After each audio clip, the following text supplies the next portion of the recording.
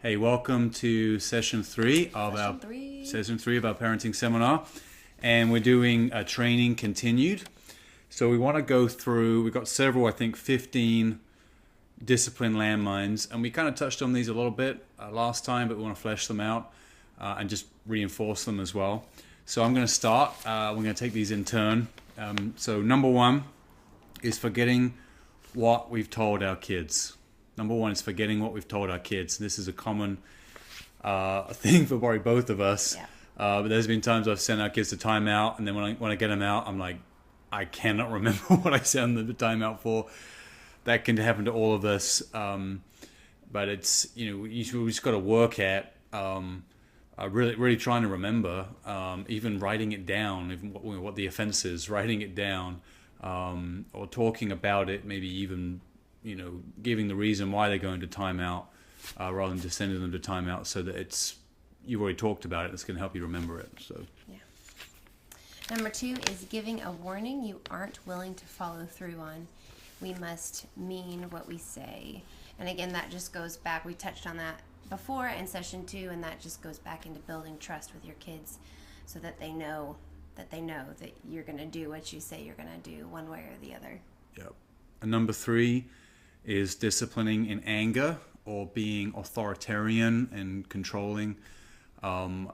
This is something we've already got to get a grip on. Not everyone struggles with this. This has been a challenge for me at times, just disciplining, being frustrated and impatient. And what I've needed to do is even recently we had gone through some counseling in the past, like we mentioned, and even recently got in contact with our old counselor, just talk about like, hey, there is just some underlying frustrations in me that I want to deal with because it's coming out in my relationship with my kids.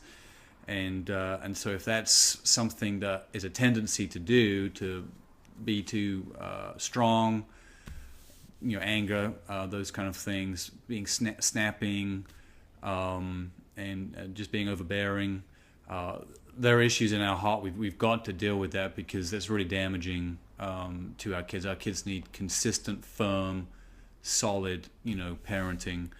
And so we want to avoid that landmine. We've got to do whatever it takes as parents to root out that stuff in our own heart, and we can. Like, by God's grace, we can grow in that and grow in patience and gentleness. Yep. Number 4 is just being passive, kind of using the example of, oh, they'll figure it out, and just not wanting to deal. And I would say, especially ages 0 to 6, our kids really, really, really need our guidance. 7, 8, 9, they're starting to become their own person and become more independent. They still need our guidance, but especially if you catch yourself saying, oh, they'll figure it out, that should be a red flag to you. Like, okay, I need to pay attention. My kid actually does need my help and my guidance. They won't figure it out in a healthy way. In that age, they really do need us. Yeah. The next one, number 5, is not being on the same page as parents.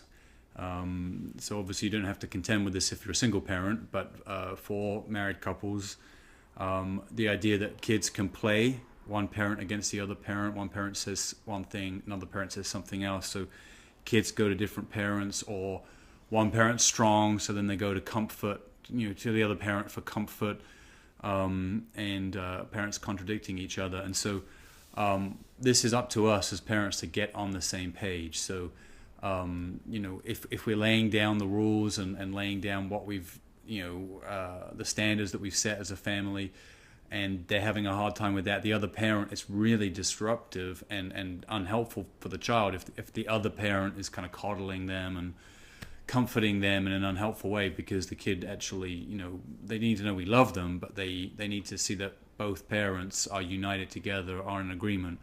This is what needs to happen. So not being on the same page is a massive problem. Having different parenting styles and that's why basically you got to sit down as parents and decide this is what we're going to do in these situations. And that's an ongoing thing. It's not like you draft a constitution of parenting, and then that's what you just, always going to be doing that. Kids change and situations change, and so it's a constant habit of figuring out, this is how we deal with these situations in these ways. And that's why parenting is one of the things that frustrated me was I felt like it would take me a year or two to figure out, get in a rhythm, or maybe not that long, maybe 6 months or so, to get into a rhythm like, okay, this is what we do with our kids, we do this every time, and then they change and what we were doing doesn't work, and we have to readjust what we're doing. And that was tough. That was tough for me. I'm kind of, as I said earlier on, I think a little bit slow on the uptake on some of these things, but basically we got to get on the same page so that we're a team doing this together. Number 6, we've definitely talked about, is just being inconsistent. And this ties into doing what you say you're going to do, kind of meaning what you say. So this is a little bit of a repeat.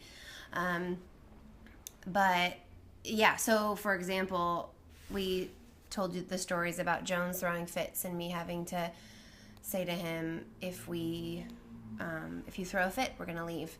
And that was his consequence during that season of his life. So if sometimes I did leave and other times I just let him do what he wanted to do, I think that would have really created more frustration for him. So that's all of these really tie together, because being inconsistent, you really are, the positive of that is be consistent. So you need each other as far as just support, and because this is hard. Being consistent is hard work, and that is not like, when we talk about consistency, we're talking about issues of disrespect, disobedience, and danger. So for our family, dessert night is Friday night. That doesn't mean we will only have dessert on Friday night every week. So it's consistency is important in issues of danger, disrespect, and disobedience. Yeah. The next one, number 7, is mistaking a compliant child as an obedient child. And so some children just tend to be more passive and just kind of go along. They don't have a very strong will. They're very happy to be guided and just, do whatever. And parents can think, oh, what an obedient child. And actually these children can be harder to parent, because every human heart has pride in it, and eventually will display their own waywardness. And it is manifest differently, and it can be very subtle, more manipulative perhaps, and not always, but it can be just a little more hidden. So we actually, one of our children is more this way, where they look compliant, or they can look compliant, but actually highly disobedient in very secretive and cunning ways. And Sounds a bit extreme. It sounds a bit extreme, yeah. But one example we will use often is there was, I forget how old this particular child was. 2, I think. 2 years old. They were 2. They were 2. We, for the place we lived in at the time, we had to put their beds against the windows. Okay, so it wasn't an ideal setup. We wouldn't have done that if we had the choice, but it was the only way it would work in the place. So they had blinds by the window, and every time we would close the door, we'd tell them, don't get in the window and don't play with the blinds. And we tell them, if you get in the window, you're going to get a spanking, because it's an issue of safety when you're 2. It's right. Like, you don't know how to... Exactly. You don't know the dangers of a window. Exactly. So, obviously we were concerned about it. So we closed the door, and within a few seconds we'd hear this rummaging happening.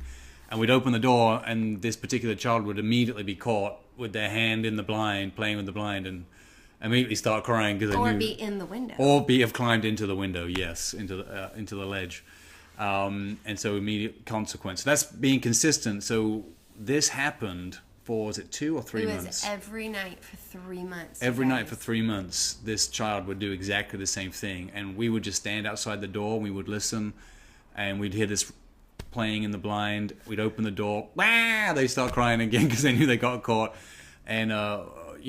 When we were with him, he seemed to be very compliant and easygoing and more passive, say.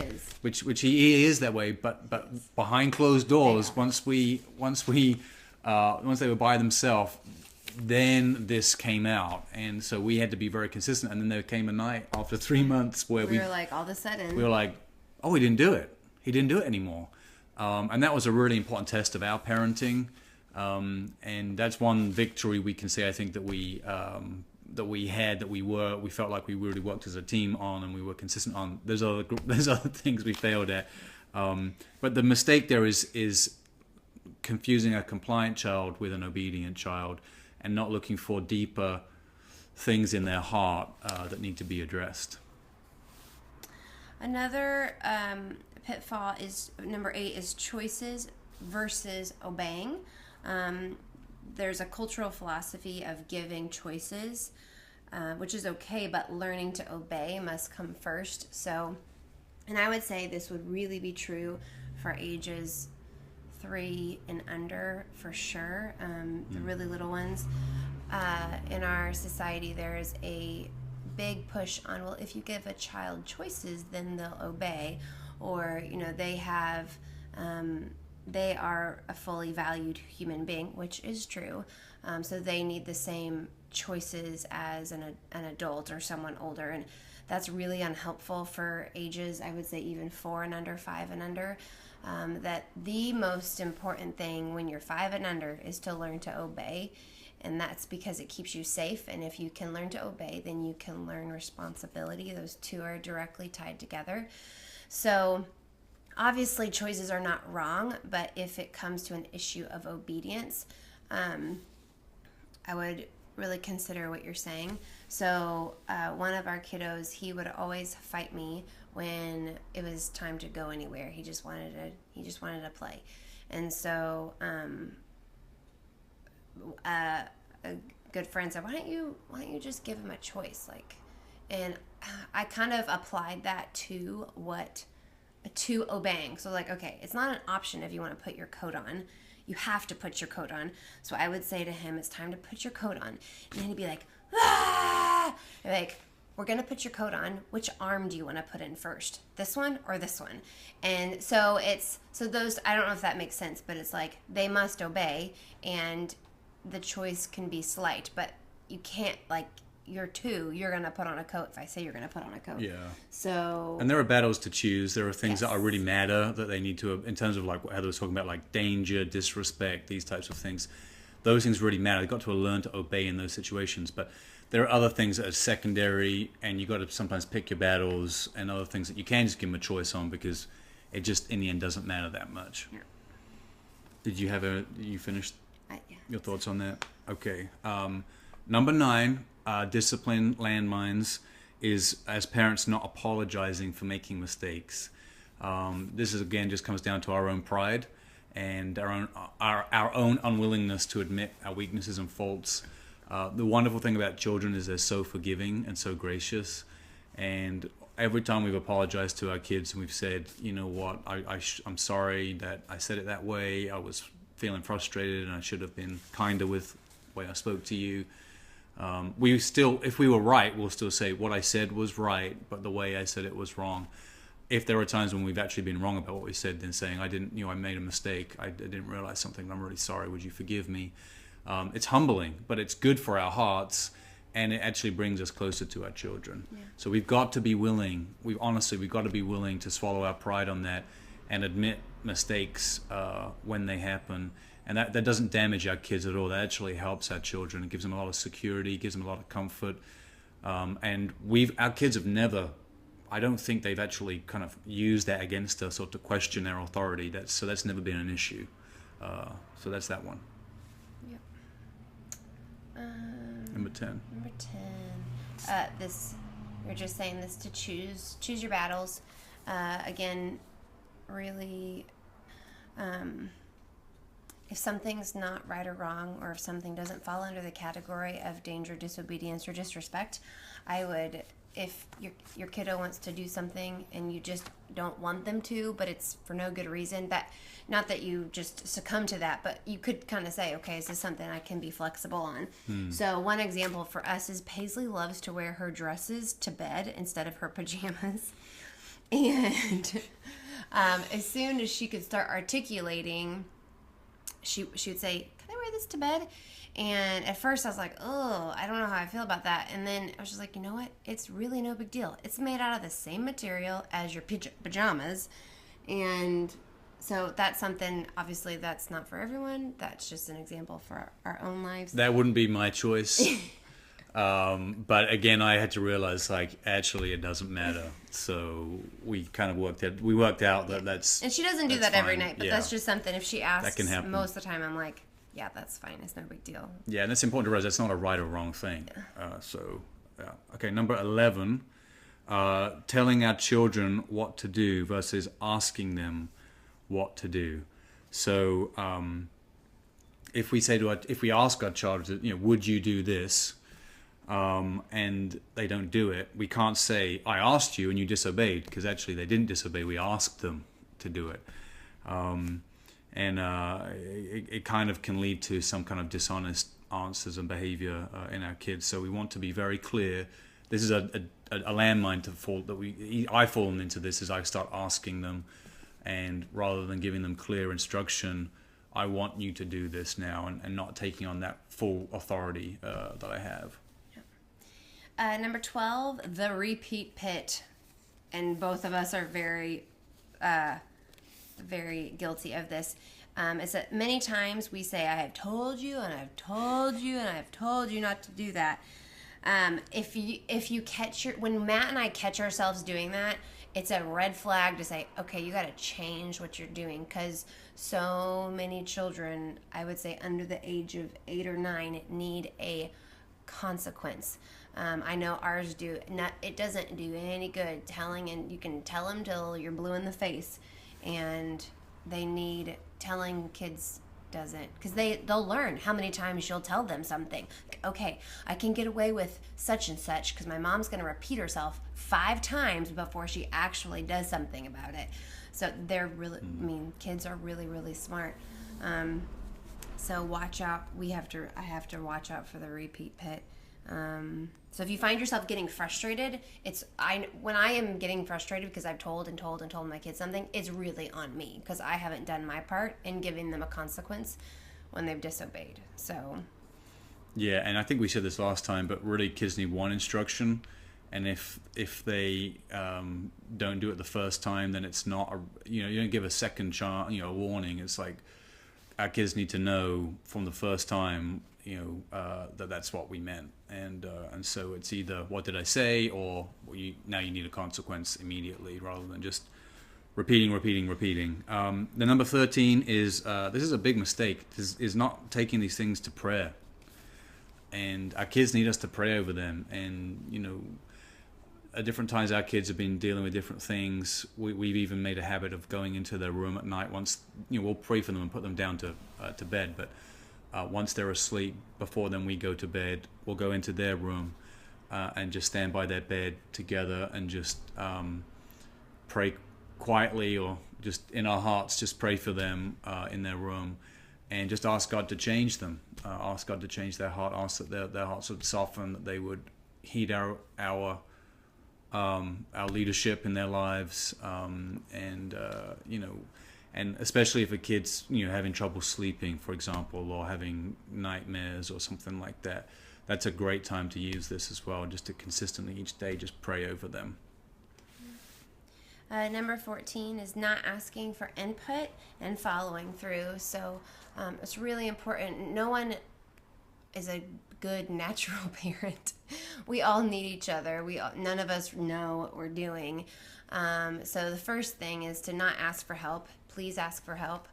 The only reason we have a slight clue as to what to do is because we have asked for help and we've gotten really good help. But then the second part of that pitfall is not following through. So you can have all the best advice in the world, you can read all the best books in the world, and it just go to waste because you're not doing what you said you're going to do. Yeah. So if you get anything out of this time with us, is just to get input from people who you respect, how their family operates, and to then apply that to your family. Yeah. And then the last landmine, number 15, is dialoguing.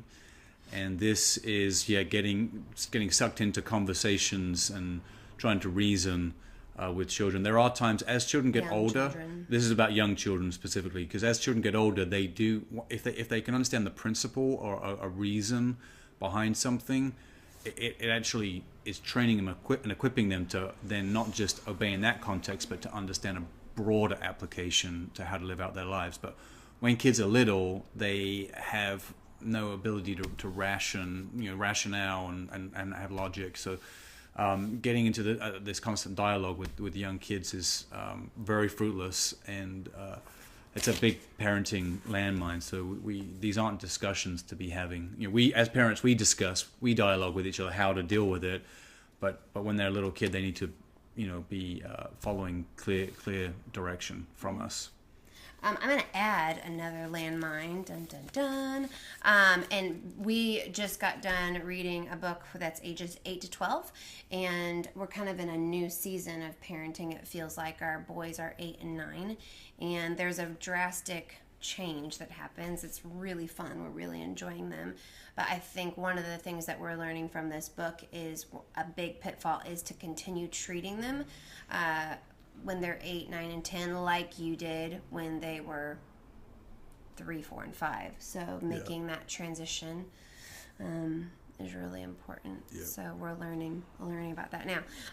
We're going to move on to responsibility. So just asking the question, what is responsibility and why is it important? One of the greatest things we can impart to our kids is a sense of responsibility. It's an incredible gift for a child to be responsible. Having responsibility means they are taking ownership over specific tasks within our households. This means our children are becoming a functioning and active part of the family. So we always say that the Sweetmans are a team. We're Team Sweetman, and it takes everyone working together and doing what they can do in order for our team to function well. So I'm not doing everything that it takes to do to make the house function. Matt's not doing everything that it takes to do. We're working as a team. And it's so important because it's the first team that they're going to be a part of. And it's going to really shape how they relate and interact with other people. So we talked about, us apologizing to our kids if we make mistakes, and then that sets an amazing example for them to learn how to apologize well and take responsibility for their sin.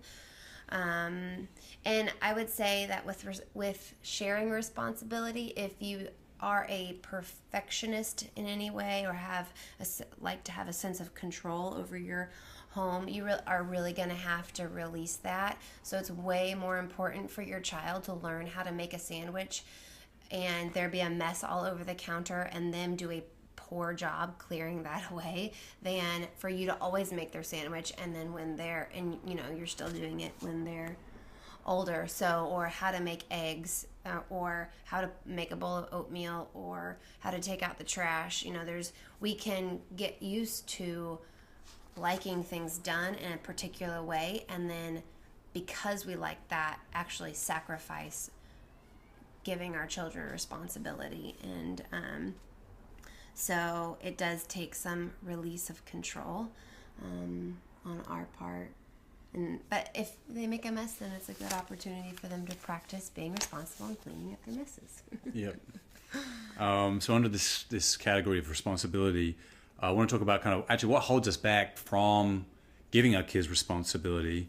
Heather mentioned a couple of these, but like a sense of control, a sense of wanting something to be a certain way, sense of impatience as well. We live very demanding lives at times, and we don't have a lot of time. It feels like we don't have a lot of time. We're maybe overstretched, overcommitted, and running from one thing to another. And so waiting, children do things slowly, and they don't do them as well as adults do them. And so wanting it to be done a certain way, having control, feeling impatient, perfectionism is again an issue. Another thing that holds us back is actually our own laziness. It's much more work to give a responsibility to a child, and so we that's a reason we do that. And then also it's inconvenient to us as well. So very kind of similar ideas there. But the biggest problem of why we don't do this is because we're not seeing the long-term value in training them to take up responsibility. You know, we don't want to raise little monsters who expect the world to revolve around them, and everyone just lives to serve them. We want to give the gift of responsibility to our kids so that they understand that they need to contribute to the family. And I like the way Heather put it, that this is the first team that they're going to be a part of.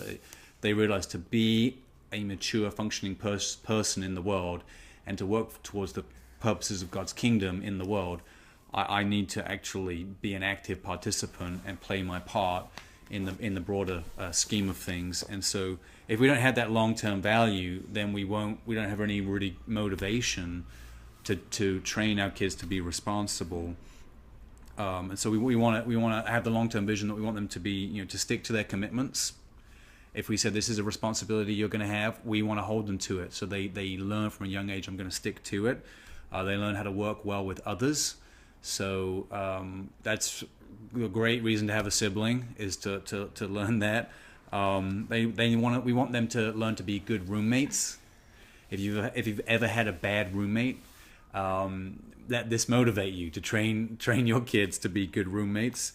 They're going to be part of sports teams if they're physically able and desire that. But in their education at school, they're going to be involved in all kinds of teams. One day most people do get married. They'll probably be married, and we want that. We all want our kids to have successful marriages, and so giving them responsibility now dramatically increases their chances in the future of having a successful marriage. And also, we want them to get jobs. We want them to be employable when they're older and to have satisfying work and to thrive in that. And so if we lose perspective on this, that we are training these little people we've been given responsibility for, if we lose perspective on this, we're doing them a disservice in their future. As they grow, they're not going to know how to do this stuff. So it's vital that we properly teach our kids their responsibility, that we still maintain an observance over what they're doing, so we can give them feedback and encouragement over what they're doing. We want to set them up for success and not failure. And this is one of the things, I think the last session we talked very clearly about. When they're young, we're giving them direct commands and telling them things. As they grow and as they take on more responsibility, you know, our authority shifts really from that stronger kind of command authority to much more influencing authority. And so maybe we'll ask them more questions. So, for example, if our kids are doing responsibilities and then we see them doing something else, but we notice they're not done with their responsibility, rather than just being like, "Hey, get back there! You know, I'm commanding you to get back there." You know, obviously that's a joke. We don't talk like that. But although I'd want to sometimes. But rather than commanding authority, it's influencing authority. So it's asking them. We've learned this even recently. Asking them the question: are you free to be doing that? And what that does is that forces them to think and use their own mind, their own will to self kind of correct, and they'll think about it and say, "Oh, I didn't do this," or you know. And if they can't think of it, then of course we then give them the direction on it. But we got to keep this long-term perspective on responsibility.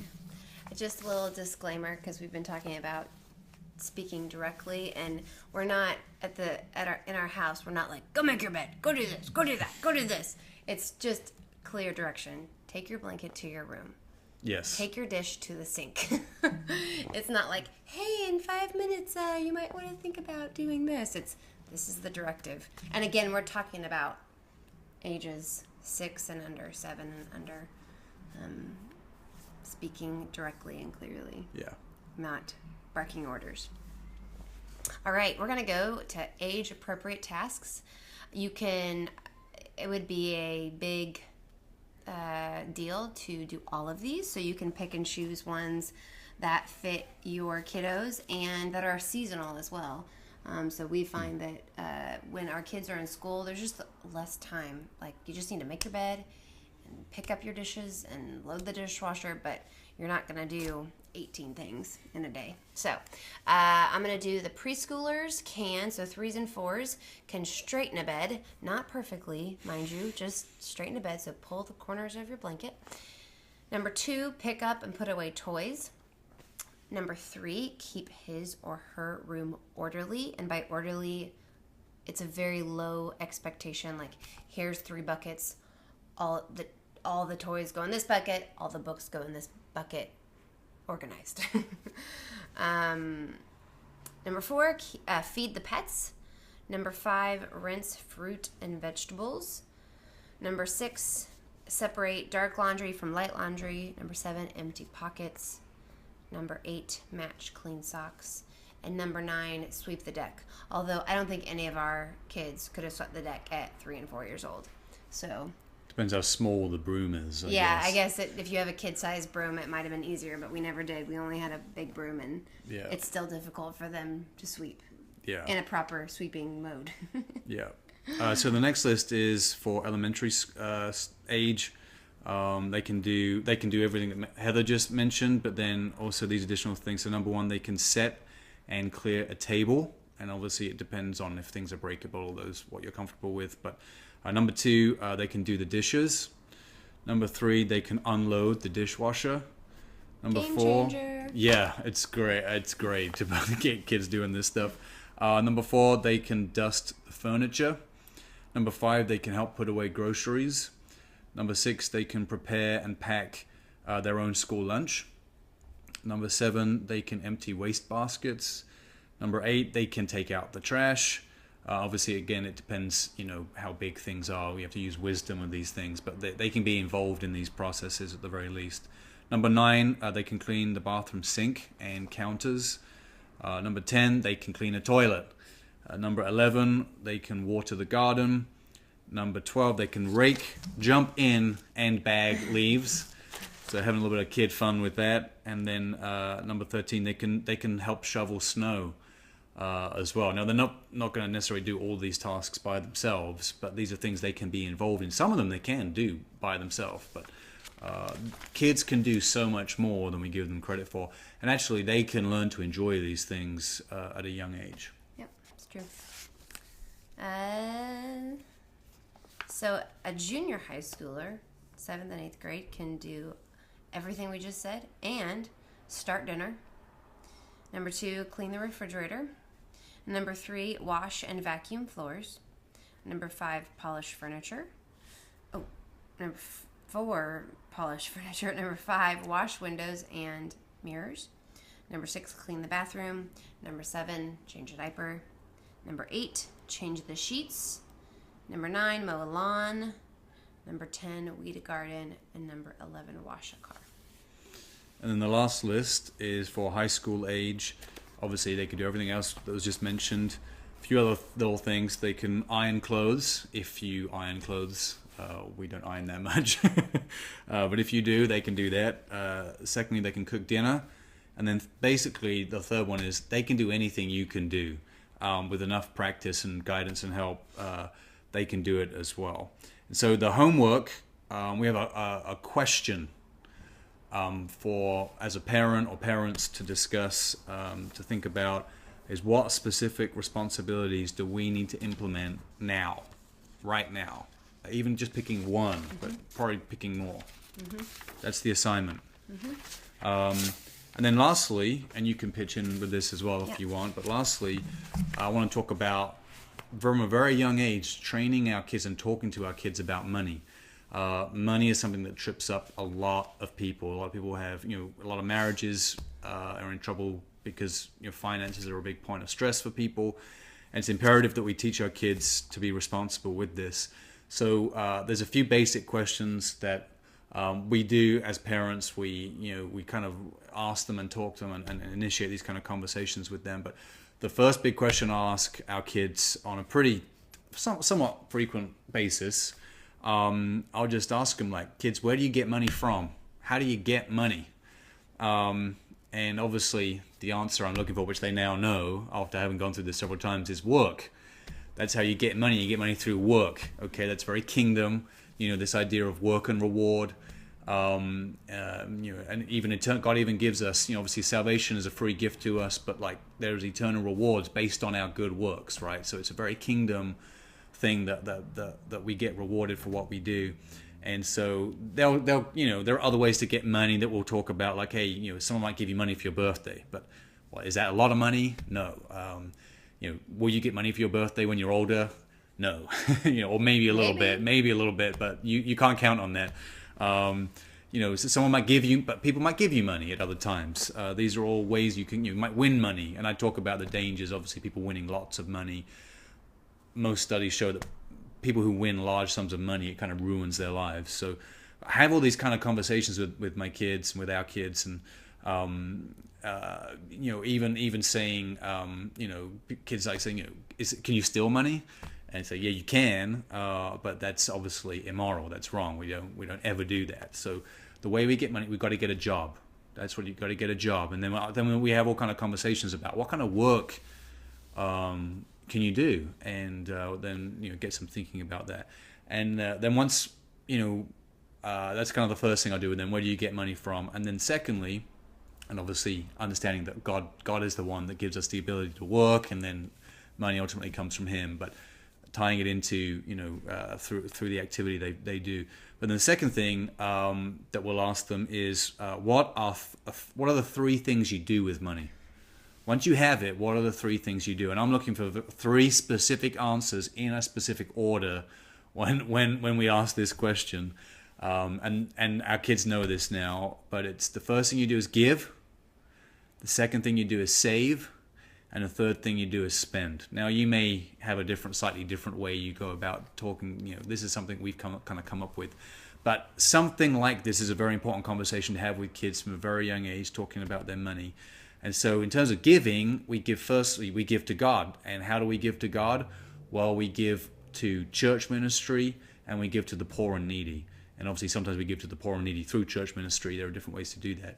But we talk about that. This is worship. We give first. And we talk about setting aside a portion of our earnings to worship God and to thank Him and to recognize that He has blessed us with this money.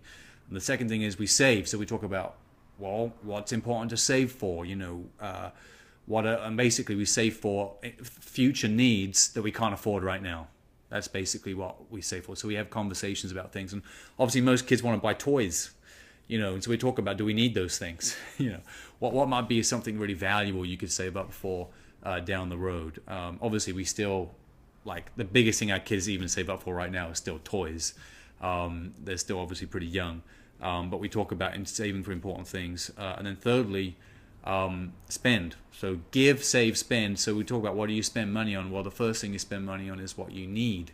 So it's a great conversation to have. What things can't we live without? And there's only a few of them. You can't live without food and water. You have to spend money on that. You can't live without shelter. You can't live without clothes. There's some very basic things. We need these things, so we spend money on them first. We've got to have money for that first. And then if we have money left over, after we've given, after we've saved for important things we know we need in the future, and after we've spent on our immediate needs, then what are things that we can spend our money on right now? And are those things we just want? The difference between wants and needs. And so a funny example to finish this session off here is our oldest son, Jones. He saved up couple of dollars. He was just doing little jobs here and there, and we were paying him like 25 cents or different things like that, and maybe we're cheap, I don't know, but just giving him the idea of working for some money. And he told us he had a couple of dollars and he wanted to buy this game through the App Store on the iPad, and it was like $4 or something. So I said, and he didn't have, he only had $2 for it. So I said, okay, I'll put $2 towards it, and we'll buy it together. We can play it together, that kind of thing. So he was pretty excited about it. So I went ahead and I bought the game, downloading it, and I said, okay, come and give me your $2. And he counts it out, and he'd added it up wrong, so he didn't have enough. He was short. So I said, oh, Jones, I already spent the money on this. And I said, you know what this means? Now it means you're in debt. And obviously he was barely in debt. It was like I think he owed us like 25 cents or something. And but it was an important lesson. So I said, this was an honest mistake. But if we're going to make commitments, if we're going to say, I'm going to do something, and we actually haven't properly accounted for the money for that, we're going to get ourselves in trouble. And so I said, now you owe us money, you're in debt. What do you need to do to get out of debt? He says, and he knew the answer, I need to work. So then he's asking us, what jobs can I do to pay this back? So he had it, by the end of the day, he'd already done his old task and paid us back for that. And he'll still reference that story to us about how he accidentally got in debt and how he had to get an extra job to pay it off. And that was a really valuable lesson that happened for him. So all these things are us as parents, we're just being very proactive and instilling these things into our kids. And if we as adults, if we think back and we think we never actually had this, if we had this level of instruction, then we know the benefit that it made for us, right? If we received these things from our parents, we know, wow, that really helped us.